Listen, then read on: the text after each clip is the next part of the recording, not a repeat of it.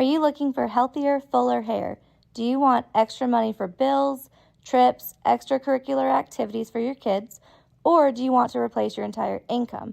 Monat is the answer. Our products are Leaping Bunny certified, vegan, and Monat can be used by anyone, including your kids and pets. Message me on my Instagram to partner with me. Founder shares are available, and as a market partner, you have access to uncapped bonuses, 45% commission, 35 to 55% off discounts, on top of all-inclusive paid trips.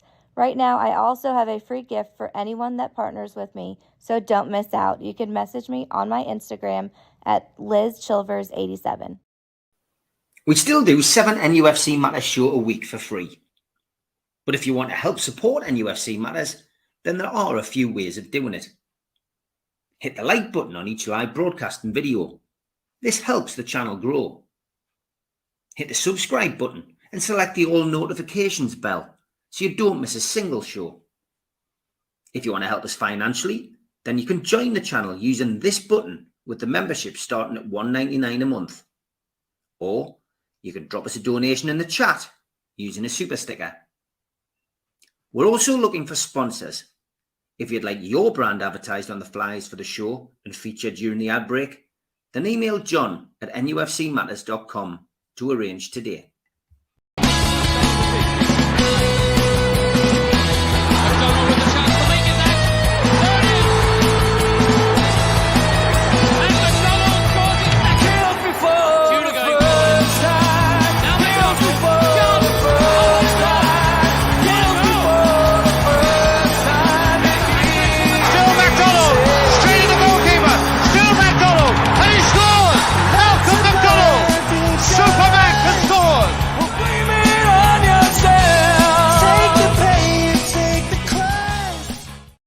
Good evening and welcome to NUFC Matters. It is SUPERMAC with me tonight. Good evening, Mal. Hello, Steve. Yeah, all is well, yes? Yes, all good, mate. Good to see you. And no Gibbo this week. We alternate the shows during the summer to give you guys a little bit of time off.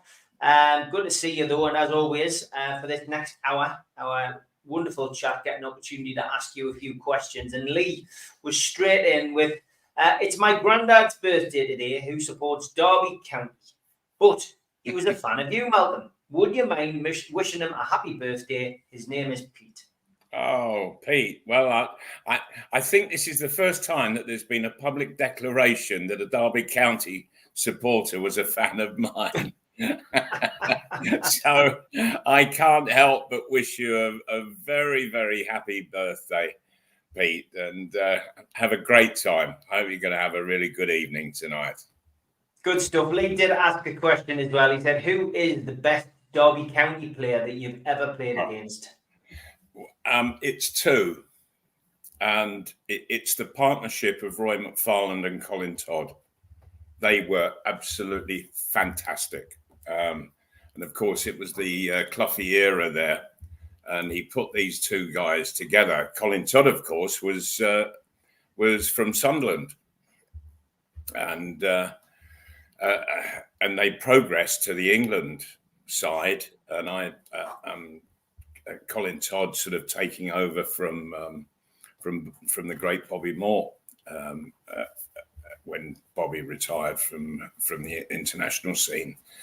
And I was in the squad at the time, getting into the team here and there. They were just an absolutely magnificent centre-half partnership. And Roy McFarland individually, he was hard as nails, but he was never really dirty. He was just seriously hard. He took the knocks as much as he gave them. And I've seen him playing absolutely covered in blood.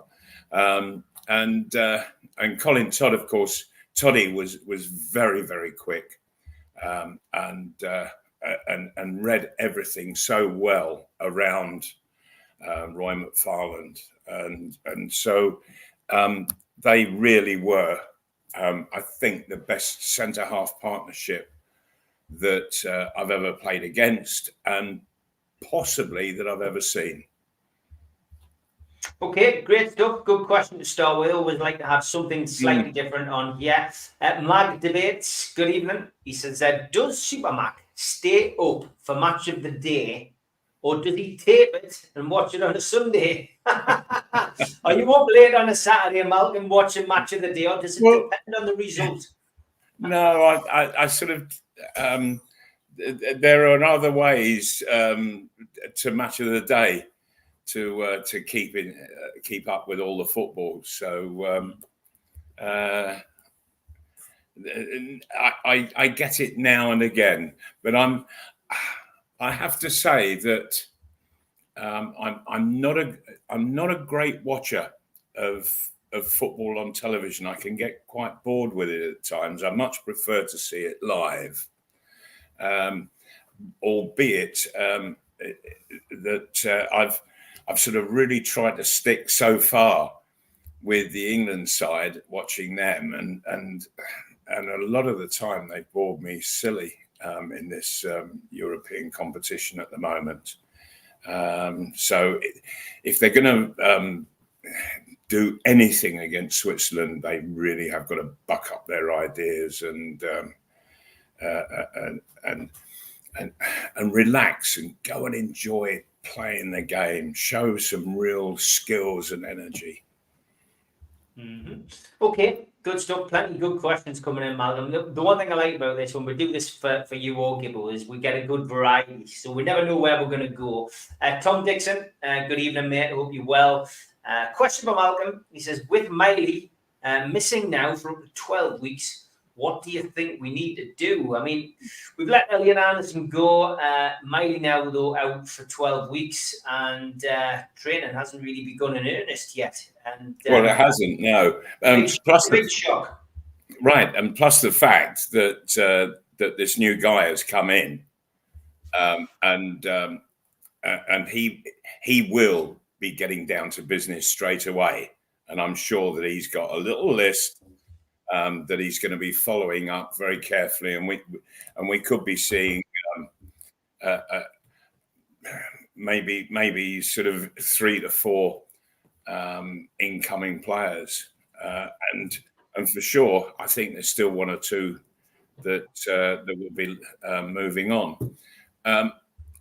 So how messy is Miley missing going to be for Newcastle? Don't know until much nearer the time. You know, now is not the time to go into any kind of panic or whatever. But now Newcastle, they've got a fair old squad. It's a shame about Miley.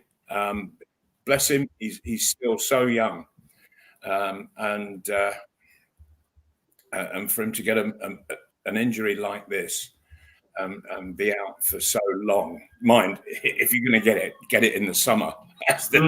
Well, yeah. I mean, that's for sure. So, is there something? I mean, for me, you know, he played a lot of games for starters. And Howe kept going on about wanting to protect him, throw an arm around him, you know, not because at that age you're still developing, Malcolm. I've often thought as well, as I know a few of the lads have on this platform, he's got rather an unusual running style. Does that have anything to do with the kind of injuries that you can sustain, Mal? Or, weight training these days seems to be a big thing. Is there a reason why, somebody of his age, could be picking up something as serious as that? Well, yes, you have to be very careful with weights. They can do a bit of damage, or at least they can become a strain on the muscles, and then you push it in when playing or in training, and then injuries start to occur. I've always been suspicious of weights, always, and I would do them, but I wasn't happy doing them. And so I sort of really wouldn't go into it with the gusto that I saw some players going into it. It's a very modern thing as well now, isn't it? Weights. you know. Yes, I suppose. Yeah, building strength up. There are other ways to do it, and I think that there are better ways. Rather than using a dead weight, that you find better ways to do it. Dead weights will always they're always liable to cause injury. But the running style that you mentioned, everybody's got their own particular unique way of doing stuff. So his running style isn't it's what suits him. So that's not going to be a problem whatsoever. If he were asked to run in a different kind of style, then he'll have a problem. Yeah, lots of things flying around as always on the Newcastle timelines. People suggesting this and suggesting that. All I would like to say is I hope he gets well soon and we have him back. Yes, indeed. A selection.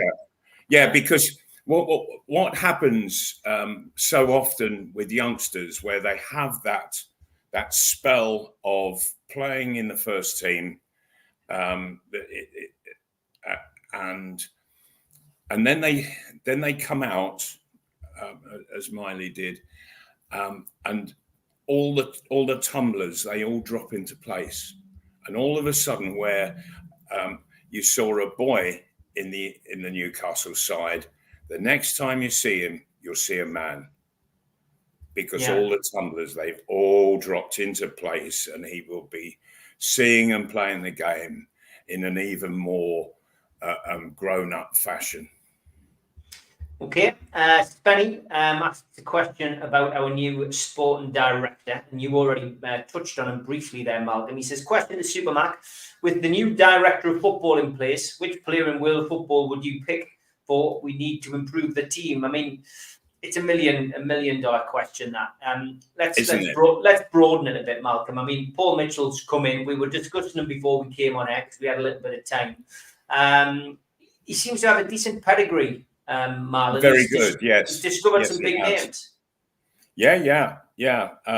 And in the discussion that we had about it, the one really impressive name that was mentioned with regards to the work that he was doing, and it was at Tottenham Hotspur, and that he was responsible for bringing Son to Spurs. And I think Son is an absolutely magnificent player. I really do. And there's an answer. If there was a chance of getting Son to play for Newcastle, I would have him in a heartbeat. And I really do think that that Son was very responsible for Kane being able to build up the kind of game that he has. I think that he was an absolutely brilliant partner for Kane. So, and England are getting the benefit of that. If Southgate can just get it right, for heaven's sake. Yeah. David John Cook just chipping in on what we said before. He says, I still believe Elliott's back injury was down to excessive bodybuilding he did last summer. Yeah, that was the point I was getting at. There's a lot of people do feel like that. And Alan says, with regards to Miley, when you start doing things like lifting dead weights, or giving people piggybacks, that you haven't got the control over yourself, because it's that dead weight that takes the control over, and its control is over you. And so, anything can happen because you're not in control of it. Yeah. Which is why I was always very suspicious about it. There are always ways to build up strength. Always. Sometimes your own body weight is as good as anything, and doing press ups and what have you. They build up a huge amount of muscle bulk. Yeah, they do. With regards to Miley, Alan says, pity, but October returns fine. I believe Miley will be a superstar, so young, yet not out of place in all those games against top opposition. Yes, Alan, I would agree. It's a great shame because yeah. When I hate to see youngsters getting injuries like this, I really do, because they just want to get out and play. Plus the fact that every injury that you have, it has a bearing on how your body performs. And the more injuries you have, the bigger injuries, the longer injuries, then the more toll it takes on your body. And so the game gets harder and harder and harder. So, as when you're young, keep away from injuries. Do whatever you can to keep them away. David says, Mal, do you think we will already have our targets at Newcastle, or do you think the director of football, or the sporting director, as he's been known, will have his input? Oh, of course he'll have his input. Otherwise, why bring him in? Mm-hmm. That they will be relying on him to point the finger in the direction to go, and for the business to be completed when they get there. So yes, I can see a sort of flurry of activity happening over the next month or so, and I'm quite looking forward to it. I really am. He comes into a club that is it's incredibly bubbling away under the surface, just waiting to really take off. And I can't wait for the end of this season to arrive, this new season, so that we get rid of this FFP nonsense. It is one of the most ridiculous things that I have ever witnessed brought into football. Don't worry, Malcolm. The big sticks will have something else that they can bring in to spoil it. Yeah. And I think it was originally created, to hinder Newcastle. Yeah, certainly feels like that anyway at times. But it's doing it with others, and also, for heaven's sake, if clubs have got the finance, then they the wealth, then they should be allowed to spend it. It creates a much better, more entertaining game, and that's what we're after, for heaven's sake. Could you imagine show business putting in such a rule as that? Yeah. Everybody in show business, what the hell are you doing? Don't be so stupid. And it's the same with football. Football is a form of show business, for heaven's sake, and the way it's been applied, the whole of Europe are just absolutely laughing at the idiocy of this of the English football, in the way that it's allowed this thing to dominate for some years, and clubs getting into such serious trouble. Look at the nonsense that Everton's having to go through, Nottingham Forest, for heaven's sake, and stupidly, they're actually having points deducted in the middle of a season, and then they're being given them back at some point later, as Nottingham Forest were, and so that meant that an innocent party like Luton Town Football Club, they're seeing Nottingham Forest go down, go up, go down, without playing a game. Their points are increasing or decreasing, it's sheer madness. If they're going to make those kind of decisions, they have got to be taken in the closed season.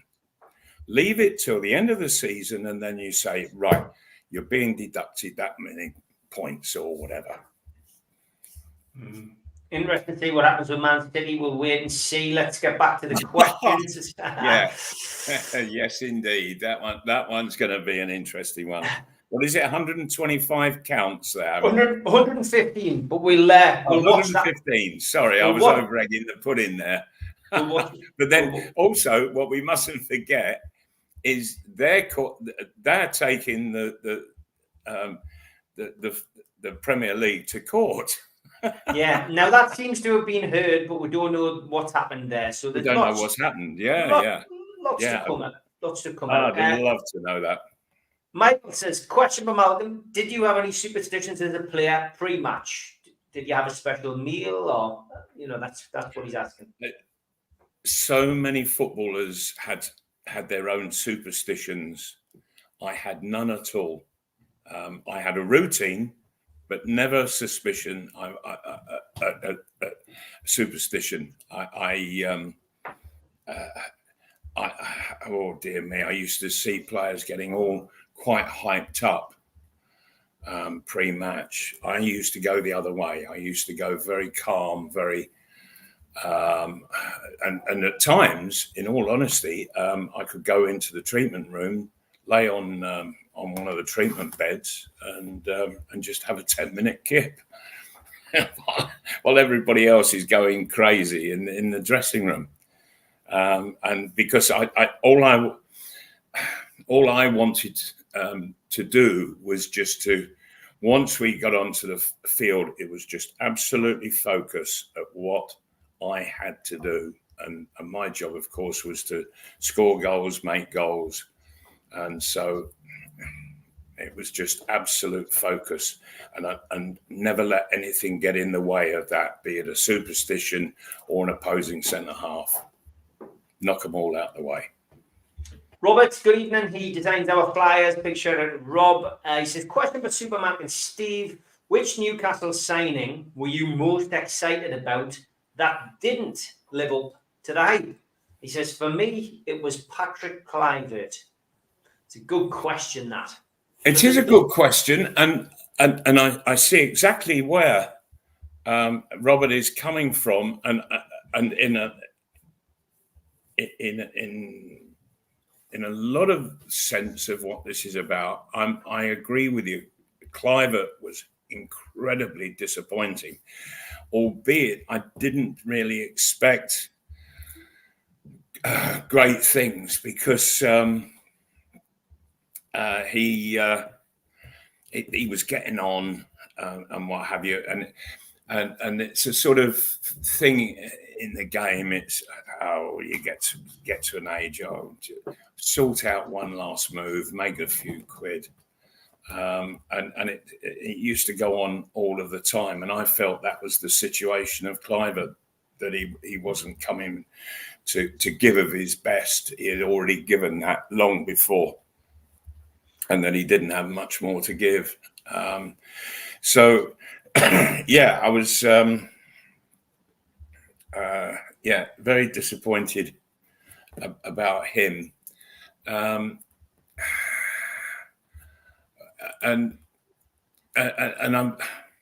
I'm always oh dear me, I'm trying to remember the fella's name now. I'll give you mine, Mal. Why is your thing the one? Michael Owen.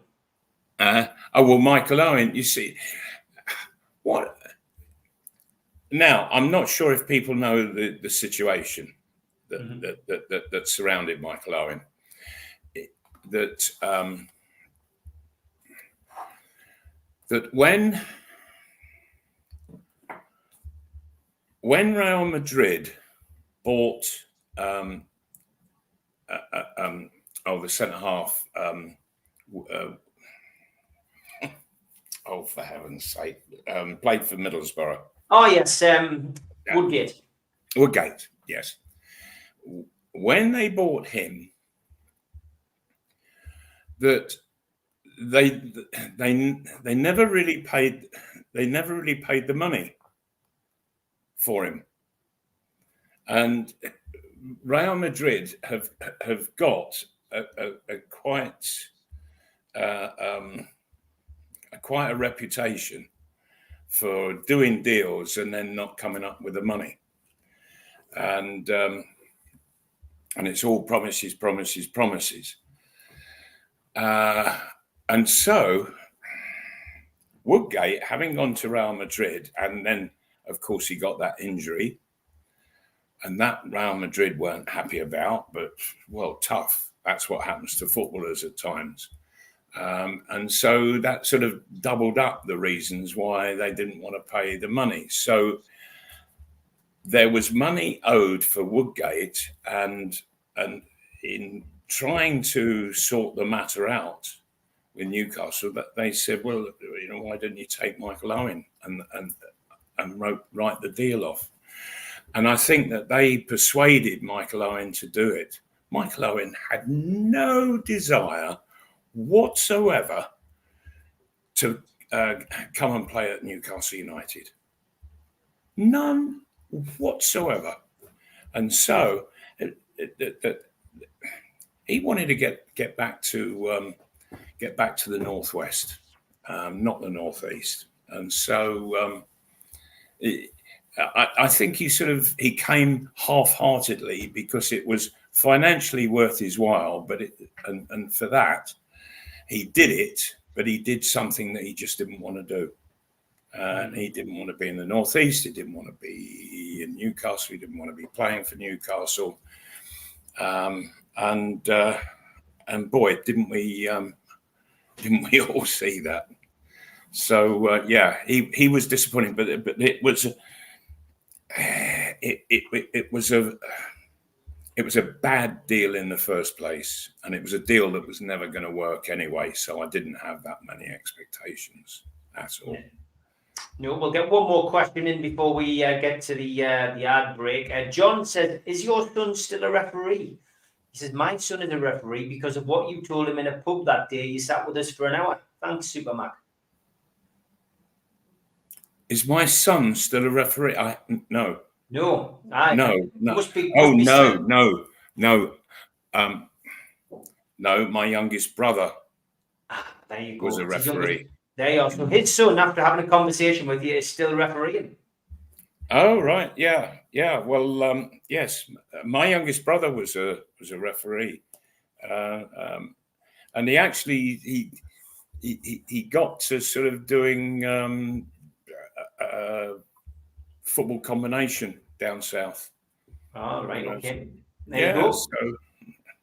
So, we might squeeze one more in before the break. Alan says, "Does Malcolm think all transfer business will be done by the time they go to Japan?" No, because transfer business is never fully done. That all the time you're looking, you're planning, you're discussing.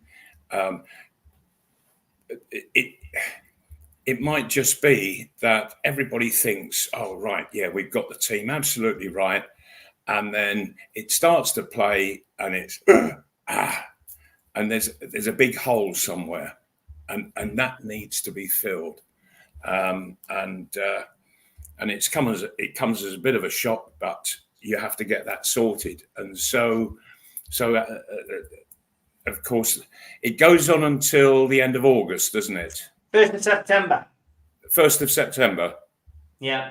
Yeah. So plenty time for more. Well, that's right. But you just might need to have to do that bit of additional business if it hasn't quite worked out for what you'd already got planned. Transfer business is never done. Yeah. It's an absolute constant. This new guy that's come in, he will be going all over Europe, watching players, filling out reports, talking to other people about all and sundry, and so he needs to build that picture of European football in terms of Newcastle United and what they need, and they'll be looking ahead 3 or 4 or 5 years as well. And so he's having to work for the present and also for the future.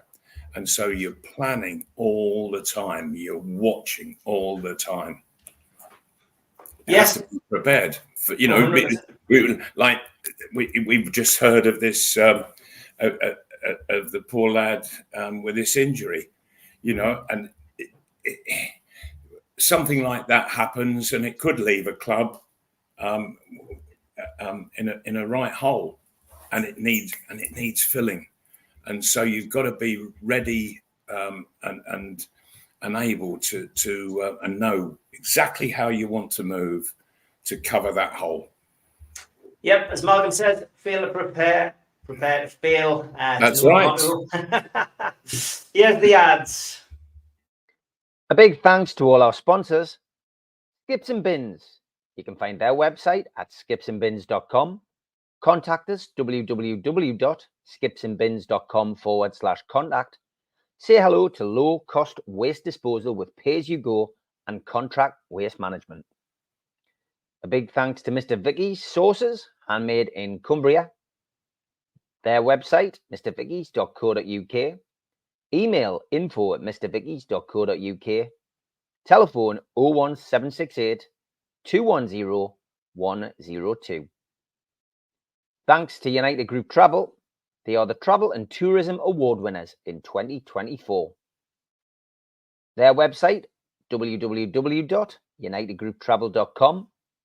Email beverly.ugtl@gmail.com or telephone 01670 632 460 or mobile 0791 666 4174. Just £30 per person deposit. There are no strangers on our tours, just friends you haven't met yet. A big thanks to Media Arts. You can find them at www.media-arts.co.uk. And don't forget, we are a podcast. You can find us on iTunes or Spotify or other podcast providers. If you want to help the channel grow, then hit the like button, the little thumb underneath the video, click share and share to your social media, or join the channel for as little as $1.99 a month. If you want to take out a one-off payment membership, go to nufcmatters.com and hit membership. And for a £25 fee, you get a scarf, a cup, a pen, and a membership card. You can also put a smartphone over the top of this QR code. It'll take you straight there. And don't forget, we also help the food bank on this channel. nufcfansfoodbank.co.uk is a website where you can make a virtual donation today. And SUPERMAC and Gibbo are live on stage with George and the Long Sounds Acoustic in aid of Dementia Matters on the 20th of July. Tickets are a tenner from nufcmatters.com and newcastlelegends.com. And Gibbo has got an event going on at the Gateshead Leisure Centre on Friday the 2nd of August with Rob Lee. And you can get your tickets for that from gatesheadleisurecentre.co.uk. And shout out for Danny Mitchell's event with Martin Johnson, Rugby World Cup 21st anniversary celebration dinner. You can get tickets for that and more information from Danny 07817 412 524. And we've got over 530 watching tonight, and there's a couple of hundred of you watching on X. So please open your other window on your computer, search for NUFC Matters on YouTube, and hit the subscribe button. We still do 7 shows a week. Okay, we have more questions coming in. Paolo, thank you for your question. He says, question for SUPERMAC. As a striker, how do you see the perfect replacement for Callum Wilson? Another striker or a forward supporting a forward? And have you got a name in mind? Thank you. Callum's got to go first, I guess. Yes, absolutely. And I don't think it would be a bad thing for Newcastle to let him go, but letting him go, they've got to know that there is somebody else coming in, and probably in all of this, they've been waiting to appoint the new fella, and let him get on with it. They probably have talked to him some way back and said, look, this is what we feel that we need, and that he will now be putting forward suggestions, and he'll need to sit down, of course, and and talk with the manager at extreme length as to how Eddie Howe sees the moving forward with new players coming in. So,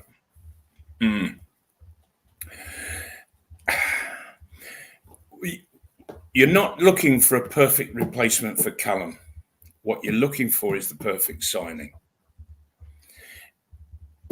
You want to bring in a goal scorer, but a replacement for Callum Wilson is bringing somebody who is very similar in the way that he plays.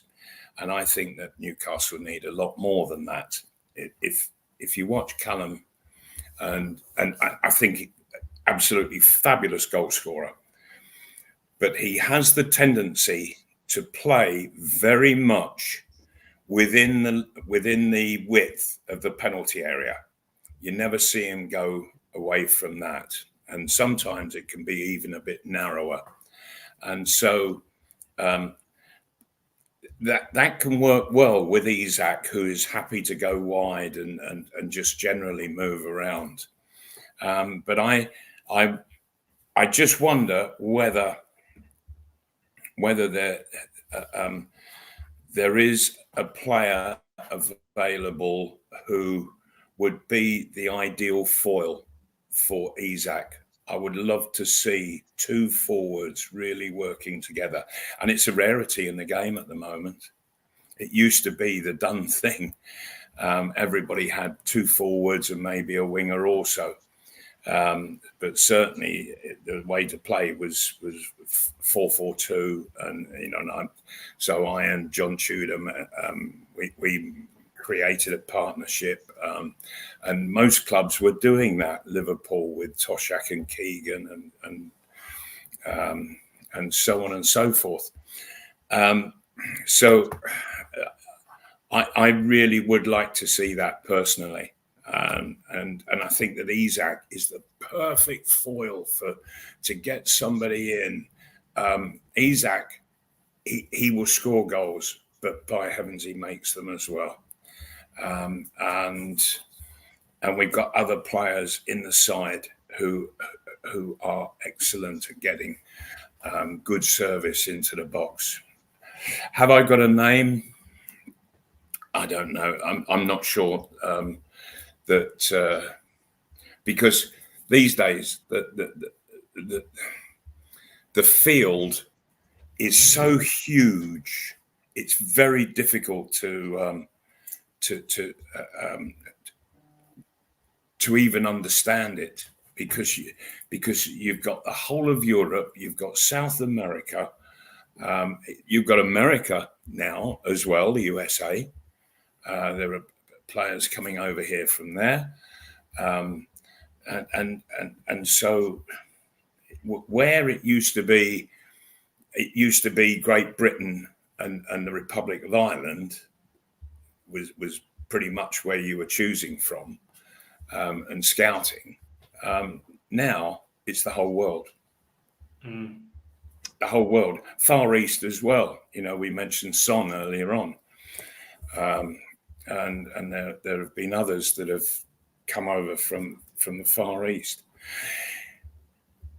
That's why that it needs somebody in that position. And good luck to the fellow that's just joined Newcastle. And I really do wish him well. He will be hugely important over these coming years.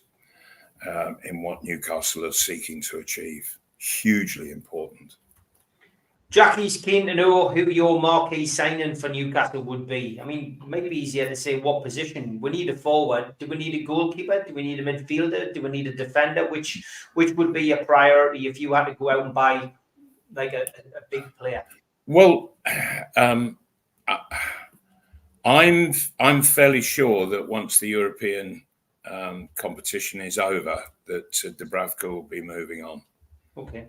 And so yes, we need replacement. Albeit we've just got in the goalkeeper, which Eddie Howe might see as that perfect replacement for him. So we might be okay in that situation. I think that we've got the centre half positions sorted.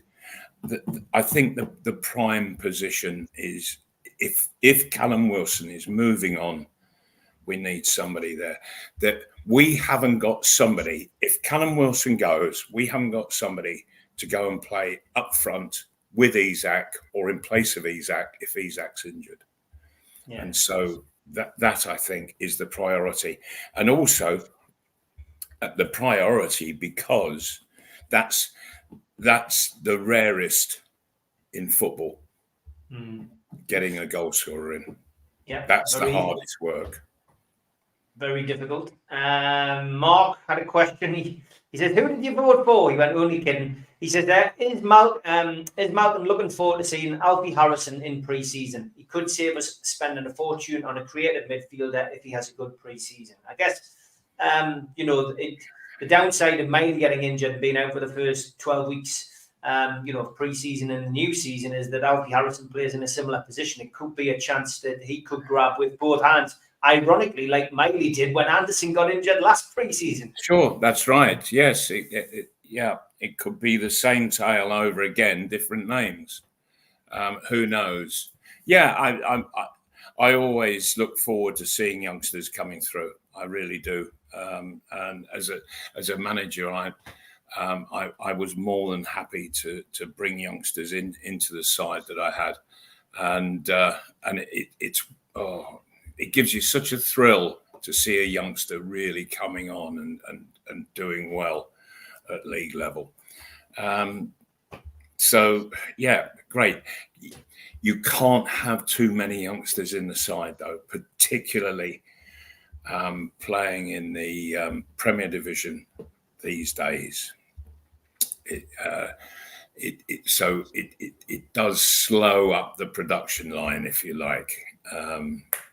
That you've got to have a lot of experience in your back line, in your midfield, and in your forward line.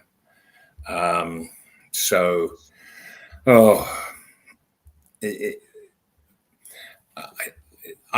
think that at the moment the priority is does Callum Wilson stay or go? And if he is to go, then how do we replace him? Who do we replace him with? And maybe not just one player, but even two players. Okay, lots more questions to get through. If you're watching on X, don't forget, jump on to YouTube and subscribe to the channel, please. Blue Rhythm Boys send us a few questions in. I can only pick one or two. That one I'll go for. Do you think Gordon and Barnes are going to be the starting wingers this season? Surely Barnes wasn't bought for the bench. Well, I get the feeling that that's how the manager sees him. It surprises me that A, you look to buy somebody for the bench, B, that somebody is happy to come in and be on the bench. I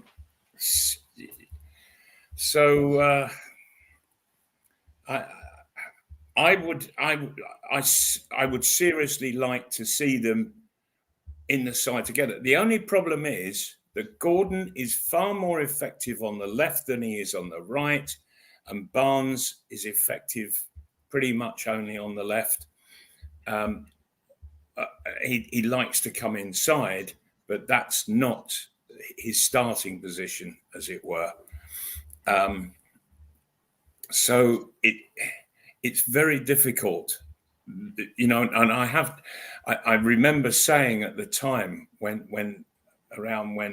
Barnes was signed, well, hang on, he's very much somebody who plays in Gordon's position. So I only see Barnes as a replacement for Gordon, in all honesty. I think that's how the situation is. and who'll be starting on the right hand side? Who knows? We've got players coming back from injury. We've got players coming back from suspension in August.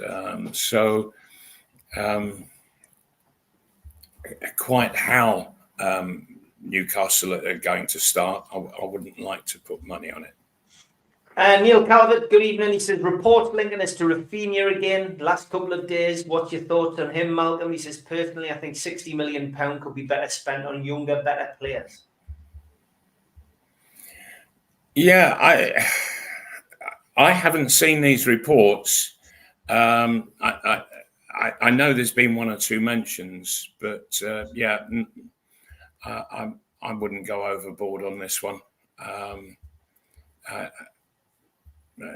You say younger, better player. Yes. How old is Rapinoe? I'm not sure. Have you any idea, Steve? I can Google it. But yeah, I've got to be honest. I'm underwhelmed if that was going to be the star player that came. He's 20, absolutely. He's 27. He's not too old, but I think there's better players out there, and I think Newcastle will be in the market for sure. You see, and also what Newcastle have got going at the moment, and what they're looking to build to, it requires players who really are up for a challenge, and I don't think Rapinoe's that kind of player. I really don't. And I want to see players coming in and saying, right, let's go for it. Let's take this club to where it wants to go. And that's the task in hand, really. Got a few other questions to get through. Stephen says, question for SUPERMAC, where was your favourite place to go on your holidays after the season finished? There was never one favourite place, because we were never paid in those days enough to go buying villas in on the Algarve or anything like that. We had to save up and scrape just to book a holiday, for heaven's sake, in a hotel. But where I did enjoy, I thoroughly enjoyed Greece, and I think I had and this was at the end of my first season at Newcastle, so I had a really good season, and I took my family. Because I also won my first caps at the end of that season, under the management of Alf Ramsey, bless him, and so I just won caps as well, and so. Took the family off to Greece, stayed in a place called Marathon, which of course is, according to legend, is 26 miles from Athens. And I just remember once we went into Athens, and that first time I bumped into Ferenc Puskas, who was the manager of Panathinaikos, and he was a great hero of mine when I was young. Oh my word, what a player! If ever you could put all the great players together, he would come out pretty much on top. He really would, and a lovely guy as well. And then the next time I went into Athens, bumped into Franny Lee, who was the Manchester City centre forward, of course, and he had picked me for the number one position of goal scoring in the first division, and of course he had picked me because of all the bloody penalties that Man City were diving all over the place for. He had Rodney Marsh and Mike Summerby, and they were all giving it dives. He finished up because I think I scored 29, he scored 31, but 17 of those were penalties. Wow. Yes, 17. Somebody can look up the records and they can correct me. But if memory serves, it was something like that. And it was just this huge number of penalties that put me into second place. Somebody mentioned Puskas, what a player. Yes, he and Di Stefano in the Real Madrid side. Oh, it was something most incredible. If ever you get the opportunity, everybody, go on YouTube and see if you can get the European Cup final of 19.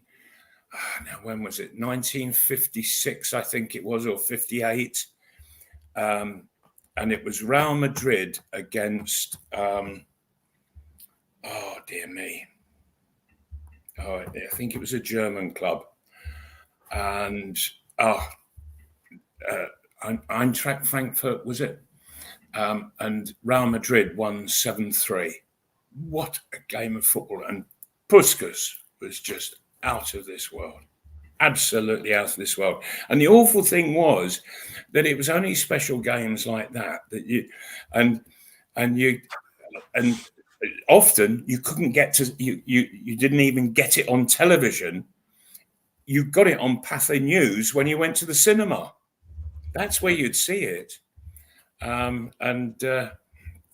It was such a shame that there wasn't the kind of coverage, because there were such great players in those days, great teams.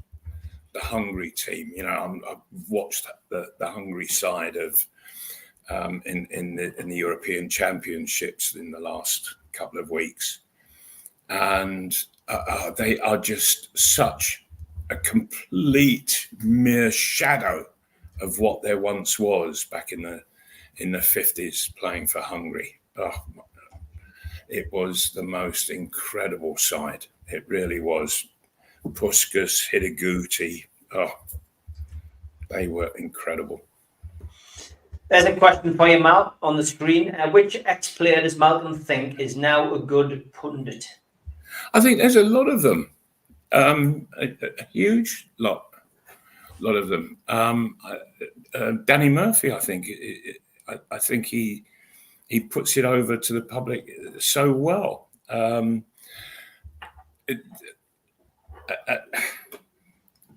I tell you who really has impressed me this England, this European Championship, and that's Alan Shearer. I think he's looking at the game really well and is expressing what he's seeing exceedingly well, and he's making some very good critical points, he's obviously worked hard on this, and I think he's having an absolutely excellent summer. So well done him. Okay, here's a good question from Daniel. He says, assuming we keep Isaac for the next 8 years, do you think he could beat Alan Shearer's record at Newcastle? No. As simple as that. I would doubt very much if Alan Shearer's record will get broken. The game has moved on in a way that players don't hang around for a decade anymore, and if they do, then they're not the really special players like Alan Shearer.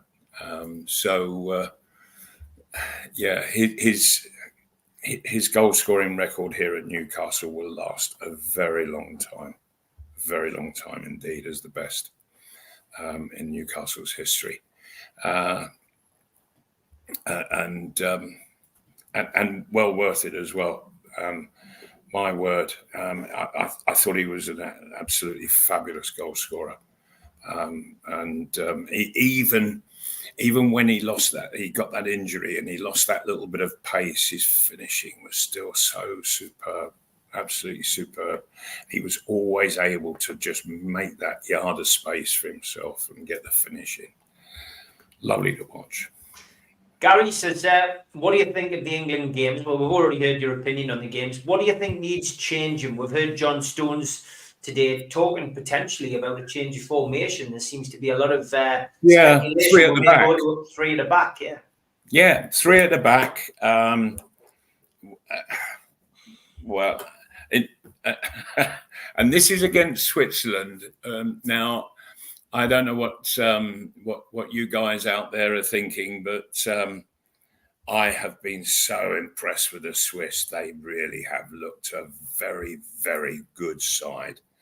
And I think that England have got serious problems to try and get their side right, their football right, to give them a chance of winning at 5 o'clock on Saturday.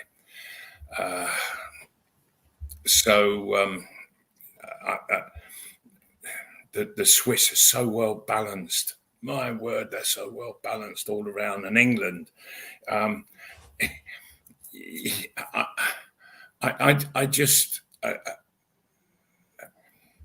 look at the England side play and I think, oh my word, I'm watching Middlesbrough all over again when Southgate was the manager at Middlesbrough. And he did to them what he's been doing to England. That getting no supply to the forwards, no supply at all, just starving them. Having the midfield drop onto the centre halves and amongst the centre halves, for heaven's sake, and if ever a manager has written out his leaving statement, then Gareth, he's already written it, because that's exactly what it looks to me like. That this is his last little soiree as England manager, and he's going to be off at the end of this competition. I just get the feeling that he's already decided in his head, or maybe the FA's had a whisper in his ear. I don't know,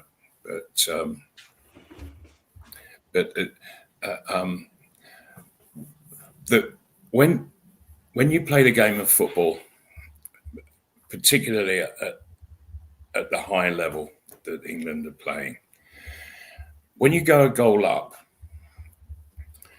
that what that means is that the opposition, they rally themselves and they say, right, come on, let's get this goal back. It's one goal. Let's get back level. And then we're on a level playing field, and we can go on from there and win the game. So at 1-0, they really feel that they've got a chance of getting back into it. It's in all of that. That's when you need to go and stick the second goal in. And that's the most important goal in the game. Sticking that second goal in, because from a side who are really coming back at you to get back into the game, the second goal just kills them. And you can see it in the opposing players. When you've stuck that second goal in, just look around, you see them go, ugh. And all the fight goes out of them. That's the most important goal in the game, getting that second goal. Gareth Southgate, he had his England side going a goal up, and they only did that once, for heaven's sake, in the 3 qualifying games. They go a goal up and drop off. And you've got midfield players treading on centre halves' toes when they're playing the ball. Stupid. It's the most ridiculous thing, particularly when you've got such absolute quality of player in the side. Foden, he's being played out of position, being starved of the ball. What does Gareth Southgate want? That he's playing Foden in a position that he doesn't want to be in, refusing to put Gordon in, who is just dying to play in that position. And in the 4 games that England have played, do you know that only once has an England player actually run at an opposing player and gone past him? And when was that? It was Gordon in the 3 minutes that he came on for. And you think, come on, Gareth, didn't you see that? Didn't you see that happen? It's the only one that's happened in 4 games. Do you not want England players to beat the opposing players, to get past them, to get goal side and give yourself a chance of scoring? And I don't know what's up with the man. I really don't. He talks an absolute load of jumble. It's completely meaningless, and I just think, what do you like when you go into the dressing room and start talking there, or you're talking in the team meeting back at the hotel? And I honestly think that what he's done is he's lasted this long on a rah attitude. Yeah, rah. Oh yeah, with everybody, and that's not been happening this time around. And it's needed some very clever thinking about the game, some wise advice to the players, getting them organised, getting each player well and truly ready to do the job that's necessary over the 90 minutes, and to do it in an attacking mode. It's an attacking side that Southgate has wanted to go on the defensive. That's madness, absolute madness. And you think, okay, well, so Kane, he's been coming deeper and deeper and deeper, and yet nobody just goes on into the space that he's left. And Kane comes a bit deep, quite a lot, and it's always been Son at Spurs who's always then gone on into that space and has finished up scoring a pile of goals himself. And Southgate, and of course the finger's being pointed at him, but he's got coaches there, and they just don't seem to be seeing it at all. They really don't. It's almost like they're a suicide squad. Yeah, strange situation, but we will wait and see what happens at the weekend. Prediction, Mal, before we finish, we've gone into extra time there. What's your prediction for the England game? Against Switzerland? Yeah. I've got a bad feeling about it, in all honesty. And okay. I'm going to take the Swiss to win 2-0. And it breaks my heart to say it. It really does break my heart. And I hope that I am wrong again. I'm going to go for a 1-1. England to go out on penalties. That's my prediction. So, wouldn't surprise me. Doom and gloom from us on the England front. But we're Newcastle fans, it doesn't matter. Thanks to Malcolm, as always, for joining us. Thanks to you in the chat. If you're watching elsewhere, please get onto YouTube, hit the subscribe button, and UFC Matters. I'm back 5 o'clock tomorrow night with the three amigos, with the lads. I look forward to seeing you all then. Malcolm, have a good weekend. Try to enjoy the England game. Take care, mate. All right. Bye, Steve.